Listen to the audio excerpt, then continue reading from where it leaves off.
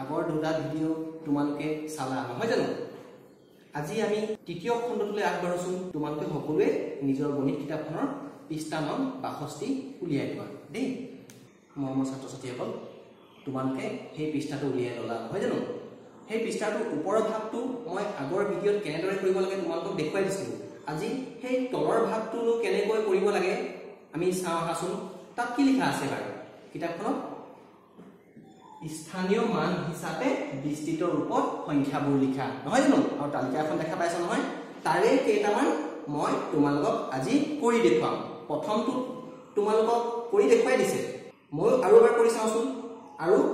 সেই তালিকাখনত থকা কেইটামান লগতে কৰি দেখুৱাও দেই এতিয়া প্ৰথমটো কি দেখিছা তোমালোকে 577 টো বিস্তৃত ৰূপত তোমালোকক তাত কিতাপখনত দেখুৱাই দিছে এতিয়া এবাৰ আমি আৰু এবাৰ কৰি চাওঁ চোৱা 577 টো বিস্তৃত ৰূপত লিখিবলৈ হলে আমি প্ৰথমতে কি কৰিম এই ফালৰ পৰা আমি কৰিব পাৰো আৰু হি ফালৰ পৰা কৰি আহিব পাৰো এই ফালৰ পৰা কৰিলে আমি শতকৰ ফালৰ পৰা যাম গম পাইছা নহয় 500 মানে 500 নহয় জানো আমি ইয়াত 500 বুলি লিখি দিলে হ'ব আৰু 777 কেইদহ বুলি কৈছে 7দহ আমি ইয়াত 7দহ মানে 70 লিখি দিম আৰু এককৰ স্থানত কি আছে 7 সেইবাবে আমি 7 বুলি লিখি দিলে হৈ যায় আৰু কিতাপখনত সেই বুলিয়ে লিখা আছে নহয় জানো আমি যদি ইফালৰ পৰা যদি কৰিবলৈ হয় আমি প্ৰথমতে কি কৰিম এই এককৰ সংখ্যাটো প্ৰথমতে পাতিম তাৰ পৰা এই 7দহ বুলি পাতিম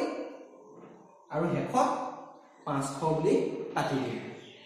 তোমালোকৰ যিটো সুবিধা হয় সেইমতে কৰিবা দেই আমি তাৰ পাছৰটোলৈ যাওঁ ইয়াত কি বুলি কৈছে 633 তাৰ মানে গম পাইছা নহয় 600 আমিতো কাৰ্ডৰ সহায়ত লিখিছিলো নহয় 600 বুলি কওঁতে ইয়াত 600 আমি লিখি দিম তাৰ পাছত কিমান কৈছে 33 কি হয় হয় 3 কিমান দহ 3 আমি দহকৰ ইয়াত 3 বুলি লিখি দিম আৰু এককৰ স্থানত কিমান আছে 3 এই 3 বুলি লিখি দিলে হ'ব বুজি পাইছা নহয় আৰু সেই তালিকাখনত থকা মই আৰু এটা তোমালোকক কৰি দেখুৱাই দিছো এইটো অলপ বেলেগ ধৰণৰ বেলেগ মানে সহজে কেৱল 700 আছে কৰিবলৈ একেবাৰে সহজ আমি 700 আছে যেতিয়া প্ৰথমতে আমি 700 বুলি পাতি দিম আৰু ইয়াত দহকৰ স্থানত একো নাই শূন্য থাকিব এককৰ স্থানতো একো নাই শূন্য একেবাৰে সহজ গম পাইছা নহয় এই এনেকৈ কৰিব লাগে আৰু শেষত চোৱাচোন ইয়াত কিমান দিছে 806 তেনেহলে আমি কিদৰে কৰিম 800 বুলি কোৱাৰ লগে লগে আমি 800 পাতিম দহকৰ স্থানত যিহেতু একো নাই ইয়াত কেৱল শূন্য থাকিব আৰু এককৰ স্থানত কি আছে 6 আমি কেৱল 6 পাতি দিলে হৈ যায় বুজি পাইছা নহয় আমি শতকৰ সংখ্যাখিনি এইফালে পাতি দহকৰ খিনি এইফালে আৰু এককৰ খিনি এইফালে এনেকৈ আমি কৰিব পাৰোঁ আৰু বাকিখিনি তোমালোকে কিতাপত নিজে নিজে কৰিবা দেই আৰু দেখুৱাম বাৰু এতিয়া তোমালোকে 63 পৃষ্ঠালৈ মন কৰাচোন কিতাপখনৰ কি লিখা আছে বাৰু ওপৰতে সংখ্যাৰ বিস্তৃত ৰূপ চাই সংখ্যাবোৰ লিখা নহয় জানো ইয়াৰ আগতে আমি কি কৰিছিলো সংখ্যাবোৰ চাই বিস্তৃত ৰূপত লিখিছিলো এইবাৰ বিস্তৃত ৰূপ চাই সংখ্যাবোৰ লিখিম মানে সিফালৰ পৰা কৰিম এইবাৰ মই কিতাপখনত থকা তালিকাখনৰ তিনিটা ইয়াত পাতি থৈছো এটাটো তোমালোকক কৰি থোৱা আছে হেতুকো আমি কৰি চাম আৰু লগতে আৰু দুটা কৰি চাম দেই কেনেকৈ কৰে সহজ কিন্তু একেবাৰে চোৱাচোন তোমালোকে প্ৰথমতে কি আছে 600 তাৰ পাছত 70 তাৰ পাছত 9 নহয় জানো তাৰ মানে আমি সংখ্যাবোৰ লিখিবলৈ হলে আমি এই ফালৰ পৰা যদি কৰি চাওঁ সহজ হ'ব এই ফালৰ পৰা আমি ভাবি আহিম ইয়াত কি আছে 9 নহয় জানো তেনেহলে আমি এককৰ স্থান বুলি ভাবি এঠাই 9 পাতি দিম হল তাৰ পাছত ইয়াত কি আছে 70 নহয় জানো আমি 9 ৰ আগত কেৱল 7 পাতি দিলেই হ'ব মানে 7 10 9 79 নহয় জানো আৰু ইয়াত কি আছে 600 তেনেহলে আমি একেবাৰে সন্মুখত 6 পাতি দিম কিমান হ'ব 679 বুজি পাইছা নহয় 600 যোগ 70 যোগ 9 মানে 679 হয় তাৰ পাছৰটোলৈ মন কৰোঁ চোৱা প্ৰথমতে আছে 700 তাৰ পাছত 60 তাৰ পাছত 0 আমি এইটো কেনেকৈ কৰে চাওঁ ইয়াত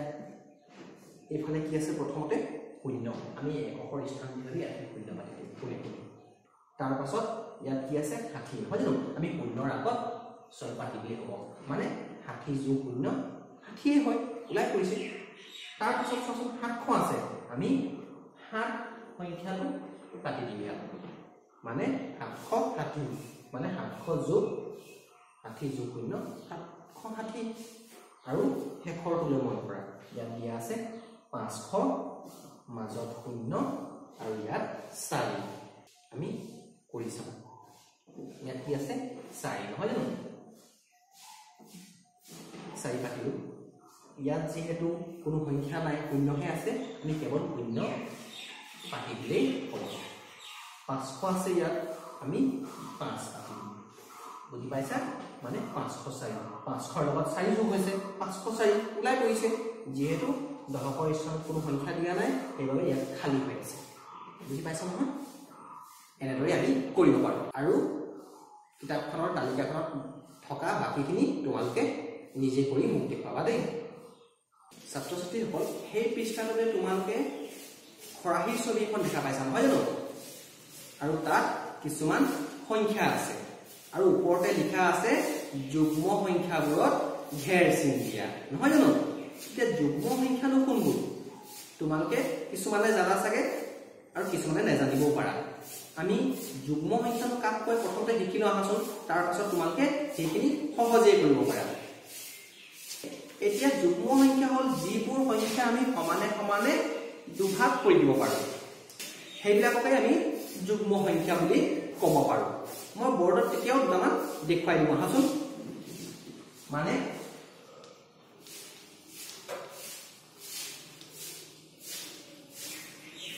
যুগ্ম সংখ্যা আমি এককৰ ঘৰৰ সংখ্যা কিনিলে মন কৰোচোন মই লিখি লৈছো চোৱা দেই 1 2 3 4 5 6 7 8 9 10 দেখিছা নহয় এতিয়া চোৱা ইয়াত থকা কোনবোৰ সংখ্যা আমি সমানে সমানে ভাগ কৰিব পাৰিম প্ৰথম সংখ্যাটো হ'ল 1 একক আমি কেতিয়াও সমানে সমানে দুভাগ কৰিব নোৱাৰো মানে এইটো যুগ্ম সংখ্যা নহয় 2 সংখ্যাটো পাৰিলে আমি হয় পাৰিম 2 আমি 1 কৈ ভাগ কৰিব পাৰো মানে দুটা আপেল থাকিলে এটা এটা লব পাৰো আমি দুটা কমলা থাকিলে আমি এটা এটা লব পাৰো হয় নহয় মানে আমি সমানে সমানে ভাগ কৰিব পাৰো 3 আমি নোৱাৰো 3টা কমলা থাকিলে আমি সমানে সমানে ভাগ কৰিব নোৱাৰিম মানে এটা এটাহে পাব এজনে আৰু এটা দুফাল কৰিব লাগিব সেইটো যুগ্ম সংখ্যা নহব 3 কাৰণে নহয় 4টো আমি পাৰিম আকৌ 2 কে 2 2 4 নহয় জানো আমি 4 সমানে সমানে দুভাগ কৰিব পাৰিম 5টো নোৱাৰো আমি 5ক আমি সমানে সমানে দুভাগ কৰিব নোৱাৰো 5টো যুগ্ম নহয় 6টো পাৰিম আমি 3 3 6 নহয় জানো মানে 6 হ'ল যুগ্ম সংখ্যা 7 সংখ্যাটো নহয় 7 সংখ্যাটো আমি সমানে সমানে ভাগ কৰি দেখুৱাব নোৱাৰো 8টো হয় 8ক আমি 4 4 কৈ ভাগ কৰিব পাৰো মানে 8 সংখ্যাটো যুগ্ম সংখ্যা হয় তাৰ পাছত 9 আমি সমানে সমানে ভাগ কৰি দেখুৱাব নোৱাৰো বুজি পাইছা নহয় তাৰ মানে 9 সংখ্যাটো যুগ্ম নহয় 10টো হয় 10ক আমি 5 5 কৈ ভাগ কৰিব পাৰো বুজি পাইছা নহয় মানে এতিয়া 2 4 6 8 10 এইবোৰ হ'ল যুগ্ম সংখ্যা গম পাইছা আৰু যিবোৰ নহয় সেইবোৰক আমি অযুগ্ম বুলি কওঁ এতিয়া আমি সেই তালিকাখনত যুগ্ম অযুগ্ম কেনেকৈ বাছিব পাৰো চাওঁ আহাচোন ছাত্ৰ ছাত্ৰীসকল এতিয়া তোমালোকৰ এই পৃষ্ঠাখনৰ খৰাহী ছবিটোত থকা কিছুমান সংখ্যা মই বৰ্ডত লিখি লৈছো সেইখিনিৰ পৰা যুগ্ম নে অযুগ্ম আমি বাছি উলিয়াম দেই চোৱাচোন এতিয়া মন কৰা তোমালোকে ভাবিছা চাগে ইয়াৰ পৰানো কেনেকৈ আমি যুগ্ম সংখ্যাবোৰ বাছি উলিয়াম দেখোঁতেহে ডাঙৰ কৰিবলৈ সহজ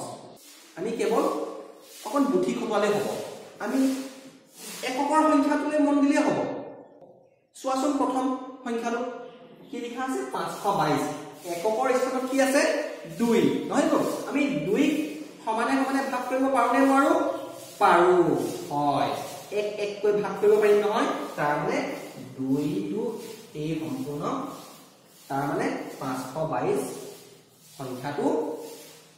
যুগ্ম হয় তাৰ তললৈ মন কৰা আছো এককৰ স্থানত কি আছে 8 8ক আমি 4 4 কে ভাগ কৰিব পাৰো নহয় তাৰ মানে এইটো যুগ্ম হয় গোটেই সংখ্যাটো হ'ল 668 তাৰ তললৈ মন কৰো কিমান আছে 540 এককৰ স্থানত কি আছে 0 হয় 0 থাকিলেও আমি সমানে সমানে ভাগ কৰিব পাৰো বুলি ধৰি লম কিয় 0 ৰ লগত কি আছে 40 তাৰ মানে এইটো যুগ্ম সংখ্যা হয়